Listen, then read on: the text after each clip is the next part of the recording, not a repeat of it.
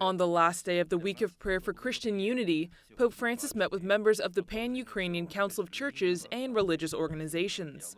The Pope expressed his solidarity once again with the Ukrainian people and assured them of his prayers.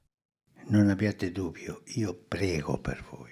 Io vi porto nel cuore e chiedo a Dio che abbia pietà di questo popolo così coraggioso. During the meeting, the group expressed their hope for a future papal visit to Ukraine. Of course, we renewed our invitation to the Holy Father to visit us in Ukraine. This is a renewal of the invitation we made before. We know that the Holy Father is following the developments of the situation in Ukraine, and he's looking for a good time to come. Not only are Catholics waiting for him, but all Ukrainians are awaiting his visit. During a press conference in Rome, some religious representatives discussed the joint efforts of different faith leaders from around the world in opposing the Russian invasion and promoting a victory of truth. War is always a failure of humanity. War is always a mistake and must be condemned in and of itself. The Council of Representatives came to Rome after sending a letter to Pope Francis describing the horrific conditions of the war and asking for a word of comfort.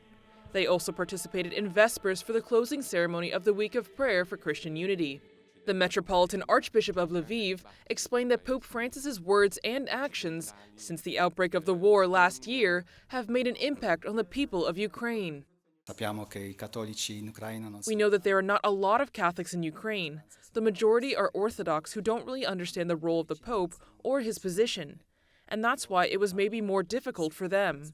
But I mean, the people really appreciate, and the entire country of Ukraine really appreciates all that the Holy Father and the Holy See do for Ukraine.